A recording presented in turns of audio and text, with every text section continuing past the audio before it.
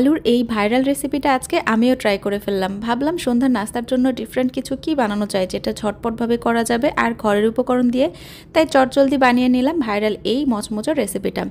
আর আজকের এই আলু রেসিপির জন্য আমি এখানে আলু নিয়েছি 2টা মিডিয়াম সাইজের। আপনারা বেশি বানাতে চাইলে একটু বেশি করে নিয়ে নিতে পারেন। আলু তো কম বেশি আমাদের সবার রান্নাঘরেই থাকে, তাই আপনারা চাইলে কিন্তু খুব সহজেই মজাদার এই রেসিপিটা ট্রাই করতে পারবেন। বেশ কিছুদিন হলো এই ভিডিওটা আমার চোখের সামনে আসছিল, বাট কখনো ট্রাই করা হয়নি। আর আমার কাছে না কেন জানি সব সময় নতুন ধরনের রেসিপিগুলো ট্রাই করতে বেশ ভালোই লাগে। এখন যেহেতু বাচ্চাদের ছুটি, তাই ভাবলাম ঝটপট একটু নতুন কিছু ট্রাই করি। যদিও আজকে আমার ঘরে আলু ছিল না, বাজার থেকে এনে তারপরে আমি এই রেসিপিটা ট্রাই করছি। আলুগুলো আমি বাইরের দিকে ছিলে নিয়েছি, তারপরে ছোট ছোট টুকরো করে পানি দিয়ে সেদ্ধ করতে দিয়েছিলাম। ছোট করে দিলে সুবিধা হচ্ছে তাড়াতাড়ি সেদ্ধ হয়ে যাবে। তো সেদ্ধ করার পরে আমি একটু ঠান্ডা করে নিয়েছি। এখন এই সেদ্ধ করা আলুগুলোকে ভর্তা করে নেওয়ার পালা। আমি একটা পটেটো ম্যাশারের সাহায্যে সেদ্ধ আলুগুলোকে ভর্তা করে নিচ্ছি। আপনারা হাত দিয়ে করতে পারবেন।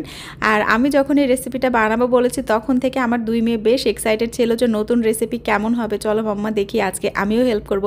আর আমার এই ছোট্ট বুড়িটাতে সবসময় আমার পেছনে ঘুরতে থাকে, তো সে পুরো সময় আমার সাথে রান্নাঘরে ছিল। আমার এইদিকে আলু ভর্তাও করা হয়ে গেছে। এখন আলু ভর্তার মধ্যে কিছু উপকরণ দিতে হবে। এখানে লাগবে কর্নফ্লাওয়ার, আর সাথে আমি দিচ্ছি গোলমরিচের গুঁড়া এবং খুবই সামান্য পরিমাণ চিলি ফ্লেক্স এবং স্বাদ মতো লবণ।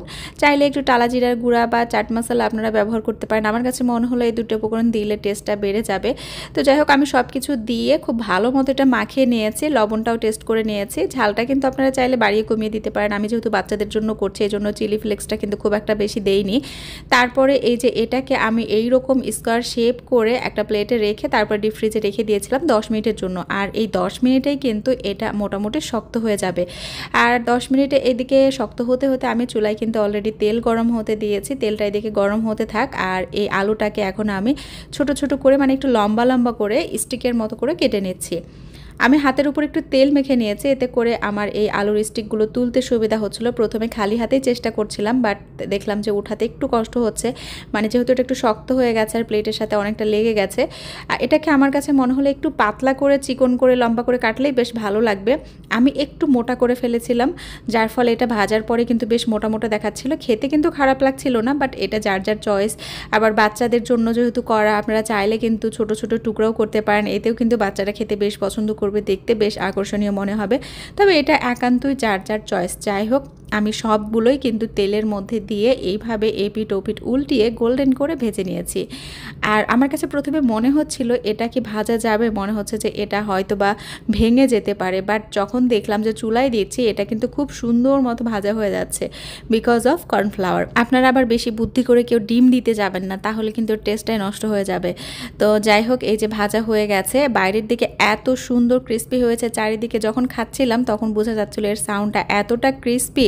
আর যারা নতুন খাবে তারা বুঝতেই পারবে না, মনে করবে ভেতরে কোনো একটা আলুর পুর দিয়ে তারপরে বাইরে একটা কোটিং করে তারপরে সেটাকে ভাজা হয়েছে, এইরকমই হয়েছিল। তো যাই হোক, খেতে কিন্তু বেশ মজা। গরম গরম এই আলুর ক্রিস্পি পটেটো স্টিকটা আপনারা চাইলে সস দিয়ে সার্ভ করতে পারেন। আমার বাচ্চারাও বেশ পছন্দ করেছে, আমার নিজের কাছেও খুবই ভালো লেগেছে। কেমন লাগে?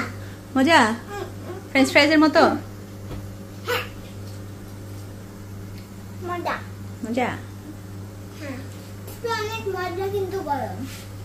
মজা? Viral Japanese recipe. তোমরা তো বানানোর আগে শেষ করে ফেললা। ফ্রেঞ্চ ফ্রাইজের মতো।